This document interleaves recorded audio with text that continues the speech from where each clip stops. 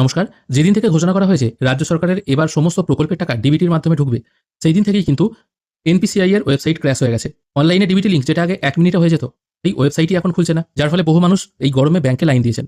এবার বহু মানুষই হয়তো জানেন না তাদের অ্যাকচুয়ালি ডিবিটি লিঙ্ক করা আছে কি নেই। যদি আপনার ডিবিটি লিঙ্ক করা থাকে তাহলে তো নতুন করে আর ডিবিটি লিঙ্ক করার প্রয়োজন নেই। এবার মোটামুটি এটার একটা কি আন্দাজ পাওয়া যেতে পারে?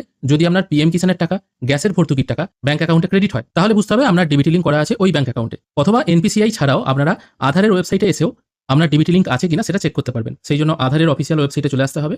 তারপর লগইন অপশনে ক্লিক করতে হবে। লগইন অপশনে ক্লিক করার পর আপনার আধার নাম্বার ক্যাপচা পুট করে লগইন উইথ ওটিপি এই অপশনে ক্লিক করবেন। ওটিপি পুট করার পর আমি লগইন হয়ে গেছি। এখানে মেন ড্যাশবোর্ডে ব্যাংক সিডিং স্ট্যাটাস বলে একটি অপশন পেয়ে যাবেন। এটির উপর একবার ক্লিক করবেন।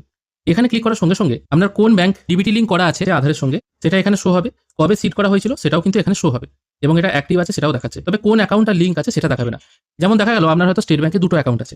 এবার এখানে স্টেট ব্যাংকের কোন অ্যাকাউন্টটা ডিবিটি লিঙ্ক করা আছে সেটা কিন্তু এখানে দেখাবে না। এনপিসিআই এর ওয়েবসাইটে কিন্তু সেটা দেখিয়ে দেয়। যদিও এখন এনপিসিআই এর ওয়েবসাইট যখন ওপেন করা হচ্ছে এরকম সময় নিচ্ছে, বেস মোডে যাওয়াই যাচ্ছে না। একটি অন্য পোর্টাল থেকে আপনারা যদি এনপিসিআই এর ওয়েবসাইটে ঢোকেন সেখান থেকে কিন্তু কাজ করতে পারবেন। এটি পাওয়ার জন্য openconceptbangla.in এই ওয়েবসাইটে চলে আসতে হবে।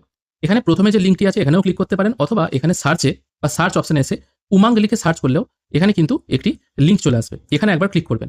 এখানে ক্লিক করার পর একদম পেজটি নিচে চলে আসবেন। তারপর click here two DBT link এই অপশনে ক্লিক করবেন। এনপিসিআই এর পোর্টালে ওপেন করলেই যেমন এরকম একটি 500 এরর চলে আসছে। এই লিঙ্কে ক্লিক করলে সরাসরি আপনারা উমাং পোর্টালে চলে আসতে পারবেন। গুগলেও উমাং লিখে সার্চ করলে চলে আসা যায়। এখান থেকে সরাসরি এই পোর্টালে চলে আসবেন।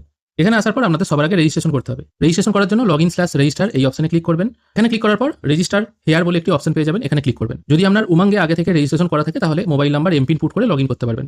আমি আপাতত ফ্রেশ ইউজার, নতুন রেজিস্ট্রেশন করব, সেই জন্য এখানে আপনার ফোন নাম্বার আর স্টেট চুজ করে এই অপশনে টিক মার্ক দিয়ে রেজিস্টার অপশনে ক্লিক করব। এরপর আপনার ফোনে একটি ওটিপি চলে আসবে। ওটিপিটা এখানে পুট করে ভেরিফাই ওটিপি করবেন। এরপর একটি এমপিন সেট করতে হবে। এখানে লগইন করার জন্য আমি আপাতত এমপিন সেট করছি না, ক্রস করে দিচ্ছি। মেন ড্যাশবোর্ডে আসার পর এই যে সার্চ ফর ইকিউআইসি এরকম লেখা উঠছে, এটা হচ্ছে সার্চ বক্স। এখানে এনপিসিআই এই কথাটি লিখে সার্চ করবেন। তারপর এখানে পেয়ে যাবেন আধার সিডিং। এই সেকেন্ড অপশনে আপনাকে ক্লিক করতে হবে। এখানে ক্লিক করার পর সরাসরি আপনারা কিন্তু এনপিসিআই এর সার্চ ইঞ্জিনে চলে আসবেন। এখান থেকে কিন্তু সব কাজ করতে পারবেন। এবার এখানে কি কি কাজ হয় সবার আগে আপনাকে চেক করতে হবে আপনার আধারে কোন অ্যাকাউন্ট লিঙ্ক আছে। সেই জন্য আধার ম্যাপ স্ট্যাটাস এই অপশনে ক্লিক করব।